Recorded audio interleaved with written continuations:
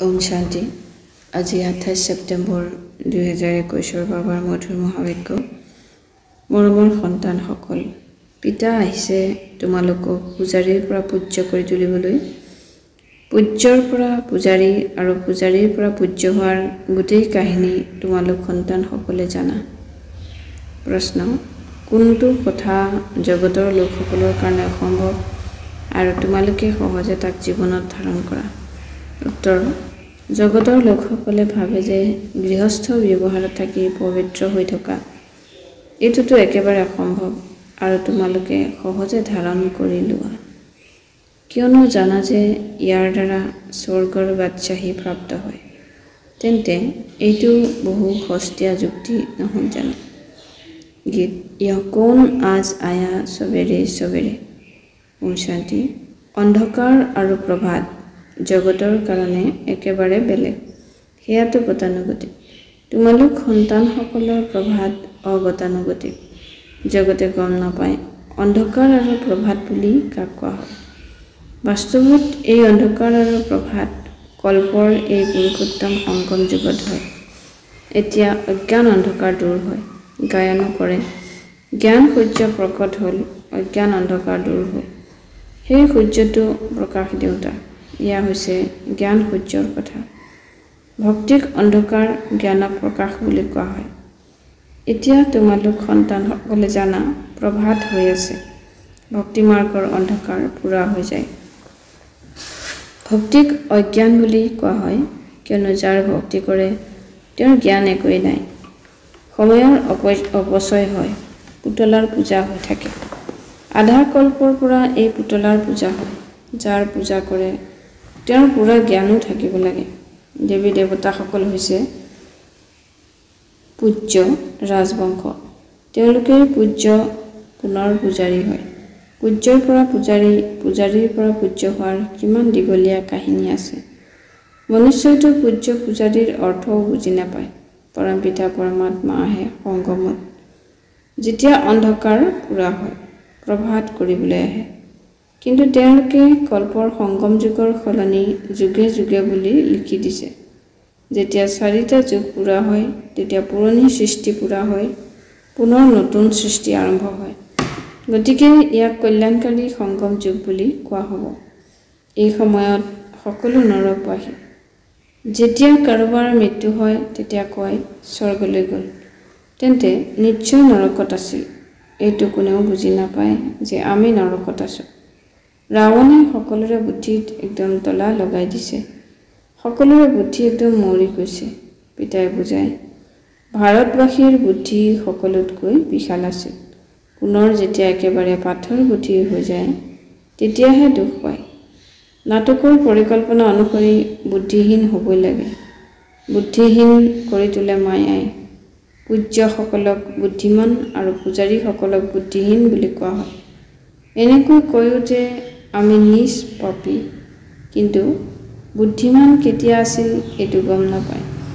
ৰাৱণৰূপী মায়াই একেবাৰে পাথৰ বুদ্ধিৰ কৰি দিয়ে। এতিয়া তোমালোকে বুজি পোৱা যে আমিও পূজ্য আছিলোঁ, পুনৰ পূজাৰী হ'লোঁ। এতিয়া তোমালোক সন্তানসকল আনন্দিত হোৱা। বহুদিনৰ পৰা চিঞৰি আহিছা যে আমি যাতে শান্তি পাওঁ অথবা জন্ম মৰণৰ পৰা মুক্তি পাওঁ, কিন্তু এই মায়াৰ শিকলিৰ পৰা মুক্ত হৈ যাওঁ, এইটো জানো, এইটো জ্ঞানো কাৰো বুদ্ধিত নাই। তোমালোকে জানা চিৰি নামি আহোঁ। সত্য যুগততো তথাপিও লাহে লাহে নামে, সময় লাগে। সুখৰ চিৰি নামিবলৈ সময় লাগে, দুখৰ চিৰি সোনকালে নামে। সত্যযুগ ত্ৰেতাত হৈছে 21 জন্ম, দ্বাপৰ কলিযুগত 63 জন্ম, আয়ুস কম হৈ যায়। এতিয়া তোমালোকে জানা আমাৰ আৰোহণ কলা নিমিষতে হৈ যায়। গায়নো কৰে, জনকে ছেকেণ্ডত জীৱন মুক্তি পালে, কিন্তু জীৱন মুক্তিৰ অৰ্থ বুজি নাপায়। এজন জনকেই জীৱন মুক্তি পালে নে গোটেই জগতে পালে? এতিয়া তোমালোকৰ বুদ্ধিৰ তলা খুলি গ'ল। কাৰোবাৰ বুদ্ধি ভোটা হ'লে এনেকুৱা কোনো কথা, ভোটা হ'লে তেতিয়া কয় পৰমাত্মাই এওঁক ভাল বুদ্ধি দিয়ক। সত্য যুগত এনেকুৱা কোনো কথা নাথাকে। যিসকল আত্মা বহুকাল পৰমাত্মাৰ পৰা পৃথক হৈ থাকে তেওঁলোকৰো হিচাপ আছে। পিতা যেতিয়া পৰমধামত আছিল সেই সময়ত যিসকল আত্মা তেওঁৰ লগত মুক্তিধামত থাকে পাছৰ ফালে আহে তেওঁলোক বহুত সময় লগত থাকে। আমিতো অলপ সময় তাত থাকোঁ। পোনপ্ৰথমে আমি পিতাৰ পৰা বিচ্ছেদ হওঁ। সেয়েহে গায়ন কৰা হয় আত্মা পৰমাত্মা পৃথকে থাকিল বহুকাল। তেওঁলোকৰে এতিয়া মেলা অনুষ্ঠিত হয় যিসকল বহুত সময় পিতাৰ পৰা পৃথক হৈছে। যিসকল তাত বহুত সময় লগত থাকে তেওঁলোকক লগ নকৰে। পিতাই কয় বিশেষকৈ এতিয়া সকলোৰে বিনাশৰ অৰ্থাৎ হিচাপ নিকাচ নিষ্পত্তিৰ সময়। এতিয়া সকলোৱে হিচাপ নিকাচ নিষ্পত্তি কৰি গুচি যাব। বাকী তোমালোকে ৰাজ্য ভাগ্য প্ৰাপ্ত কৰিবা। এই কথাবোৰ কাৰো বুদ্ধিত নাই। গায়নো কৰে ঈশ্বৰ পিতা মুক্তিদাতা মাৰ্গদৰ্শক। দুখৰ পৰা মুক্ত কৰি শান্তিধামলৈ লৈ যাবলৈ মাৰ্গদৰ্শক হয়। সুখধামৰ কাৰণে মাৰ্গদৰ্শক নহয়। আত্মাসকলক শান্তিধামলৈ লৈ যায়। সেইখন হৈছে নিৰাকাৰী সৃষ্টি য'ত আত্মাসকল থাকে। কিন্তু তালৈ কোনো যাব নোৱাৰে কিয়নো পতিত হয়। সেয়েহে পতিত পাৱনী পিতাক আহ্বান জনায়। বিশেষকৈ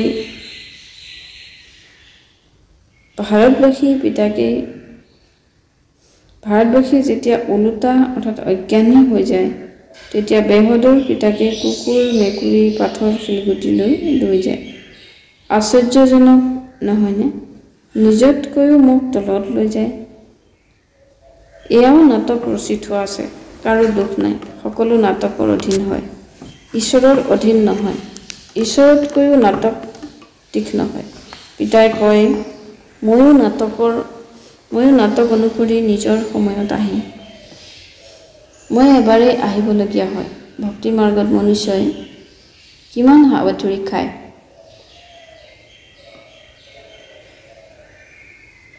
তোমালোকে পিতাক পাইছা। পিতাৰ পৰা নিমিষতে উত্তৰাধিকাৰ ল'ব লাগে।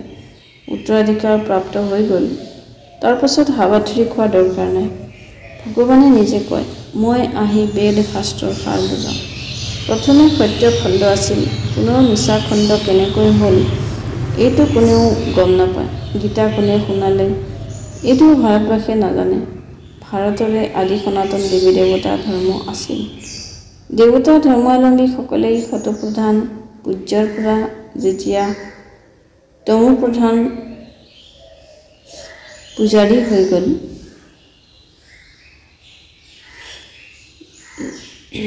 পূজাৰী হৈ যায় তেতিয়া দেৱতা ধৰ্ম প্ৰায় লোপ হৈ যায়। আকৌ পিতা আহি পুনৰাই সেইটো ধৰ্মৰ প্ৰতিষ্ঠা কৰে।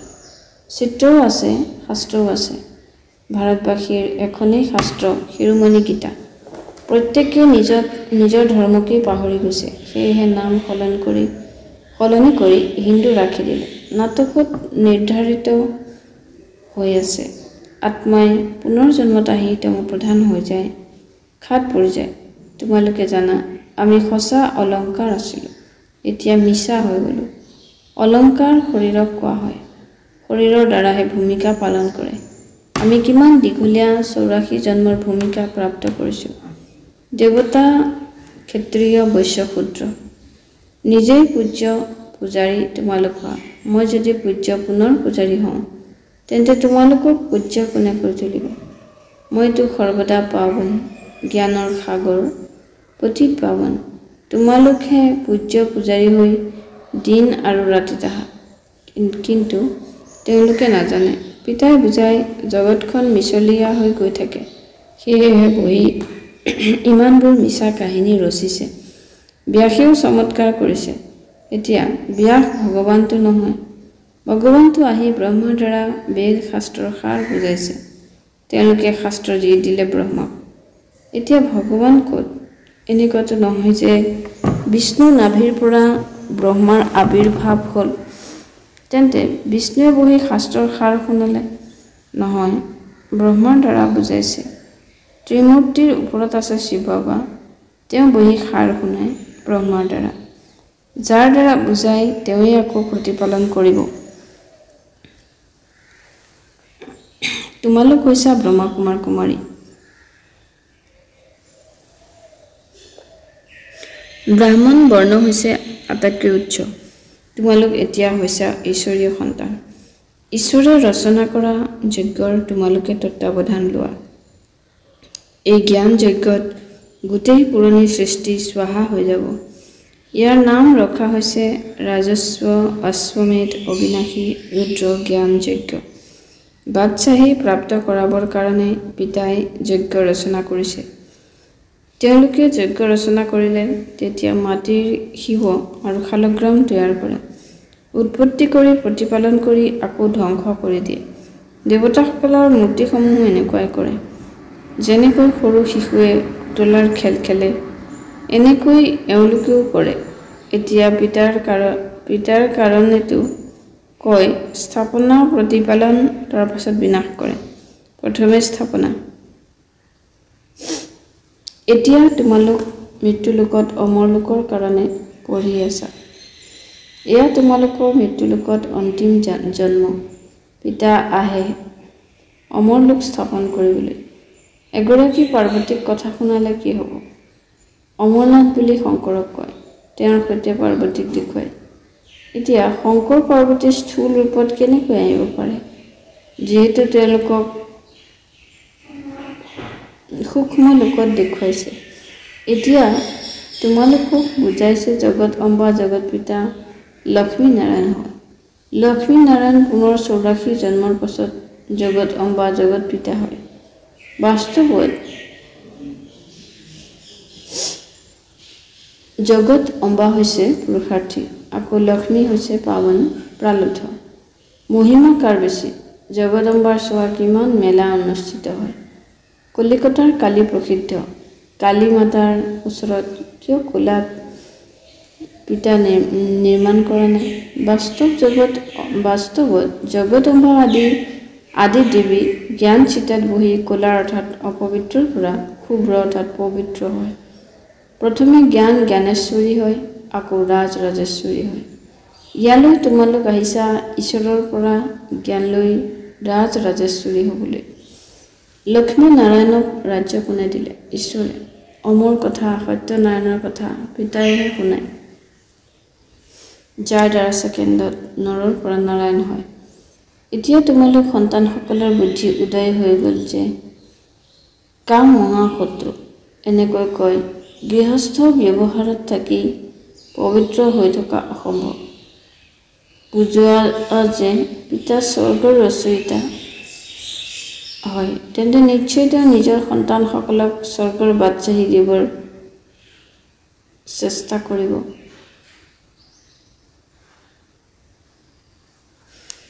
তেন্তে স্বৰ্গৰ বাদশ্বাহী পাবৰ কাৰণে এটা জন্মতো পবিত্ৰ হৈ থাকিব লাগিব। এইটোতো সস্তীয়া চুক্তি হ'ল, নহয় জানো? বেপাৰীসকলে এই কথাটি ভালদৰে গ্ৰহণ কৰিব, কিয়নো বেপাৰীসকলে দানো কৰে। দানৰ কাৰণে ধন আছতীয়াকৈ ৰাখে। পিতাই কয় এইটো চুক্তি কোনোবা বিৰলজনেহে কৰে।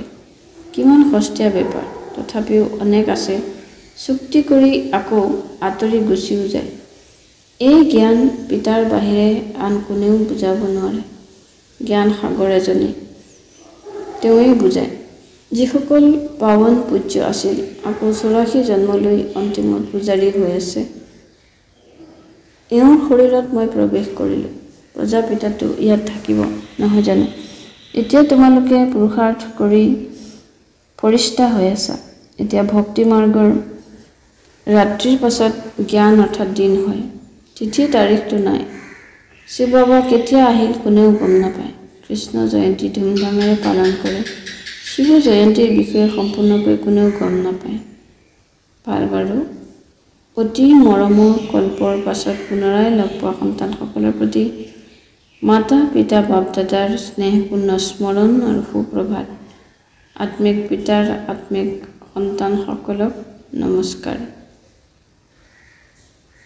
সন্তানসকলৰো আত্মিক পিতালৈ সুপ্ৰভাত আৰু নমস্কাৰ। ধাৰণাৰ বাবে মুখ্য সাৰ। 1 নম্বৰ, এই কল্যাণকাৰী যুগত এজন পিতাৰ পৰাই সঁচা সত্য নাৰায়ণৰ কথা, অমৰ কথা শুনিব লাগে। বাকী যি কিছু শুনিছা সেয়া পাহৰি যাব লাগে। 2 নম্বৰ, সত্যযুগী বাদশ্বাহী ল'বৰ কাৰণে এটা জন্মত পবিত্ৰ হৈ থাকিব লাগে। ফৰিষ্টা হ'বৰ কাৰণে পুৰুষাৰ্থ কৰিব লাগে। বৰদান, বালক তথা মালিকভাৱৰ স্মৃতিৰে সকলো সম্পদৰ অধিকাৰী প্ৰাপ্তি সম্পন্ন হোৱা। ভাৱাৰ্থ, আমি পিতাৰ সকলো সম্পদৰ বালক তথা মালিক হওঁ। স্বভাৱসিদ্ধ যোগী, স্বভাৱসিদ্ধ স্বৰাজ্য অধিকাৰী হওঁ।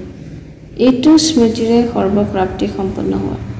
এইটোৱে গীত গাই থকা যে যি পাবলগীয়া আছিল সেয়া পাই গ'লো। হেৰুৱালো পালোঁ, এইটো খেল নেখেলিবা। প্ৰাপ্ত কৰি আছোঁ, এয়া অধিকাৰীৰ বচন নহয়। যিজন সম্পন্ন পিতাৰ বালক সাগৰৰ সন্তান হয়, তেওঁ চাকৰৰ দৰে পৰিশ্ৰম কৰিব নোৱাৰে। শ্লোগান, যোগবলৰ দ্বাৰা কৰ্মভোগৰ ওপৰত বিজয় প্ৰাপ্ত কৰা, এইটোৱেই শ্ৰেষ্ঠ পুৰুষাৰ্থ। ওম শান্তি। মাতেশ্বৰীজীৰ অমূল্য মহাবাক্য। ৰাজ ঋষি সত্যযোগী হয়। মনুষ্যই এনেকৈ যি কয় যে দ্বাপৰত ৰাজ ঋষি আছিল, যিসকলে বহি এই বেদ শাস্ত্ৰ ৰচিলে, কিয়নো তেওঁলোক ত্ৰিকালদৰ্শী আছিল। এতিয়া বাস্তৱত ৰাজ ঋষি বুলি আমি সত্য যুগতহে ক'ব পাৰোঁ, কিয়নো তাত বিকাৰৰ ওপৰত সম্পূৰ্ণ বিজয়ী হয়, অৰ্থাৎ কমল ফুলৰ সমান জীৱন মুক্ত অৱস্থাত থাকি ৰাজ্য পৰিচালনা কৰে। বাকী এয়া যি দ্বাপৰত পৰমাত্মাক প্ৰাপ্ত কৰিবৰ কাৰণে তপস্যা কৰা ঋষিসকল আছে, যিসকলে বেদ শাস্ত্ৰ ৰচিছে, সত্য যুগততো বেদ শাস্ত্ৰৰ প্ৰয়োজনেই নাথাকে, আৰু আমি তেওঁলোকক ত্ৰিকালদৰ্শী বুলিও ক'ব নোৱাৰোঁ। যেতিয়া আমি ব্ৰহ্মা বিষ্ণু শংকৰকো ত্ৰিকালদৰ্শী বুলি ক'ব নোৱাৰোঁ, তেন্তে মুনিসকল কেনেকৈ ত্ৰিকালদৰ্শী? তেন্তে আকৌ এওঁলোক দ্বাপৰযোগীসকল, ৰজগুণী সময়ৰ ঋষিমুনিসকল কেনেকৈ ত্ৰিকালদৰ্শী হ'ব পাৰে? ত্ৰিকালদৰ্শী অৰ্থাৎ ত্ৰিমূৰ্তি, ত্ৰিনেত্ৰী বুলি কেৱল এজন পৰমাত্মা শিৱক ক'ব পাৰি, যি নিজেই এই কল্পৰ অন্তত আহি গোটেই ৰচনাৰ অন্ত পেলাই দিয়ে। তাত সত্য যুগত প্ৰাৰব্ধ ভোগ কৰিব লাগে। তাত এই জ্ঞান নাথাকে যে আমি ব্ৰহ্মবংশী ব্ৰাহ্মণসকলেহে কেৱল মাষ্টাৰ ত্ৰিনেত্ৰী ত্ৰিকালদৰ্শী হওঁ। বাকী গোটেই কল্পত কোনেও জ্ঞান প্ৰাপ্ত কৰিব নোৱাৰে। দেৱতাসকলৰ নতুবা মনুষ্যক ত্ৰিকালদৰ্শী বুলি ক'ব নোৱাৰি। ভাল বাৰু। ওম শান্তি।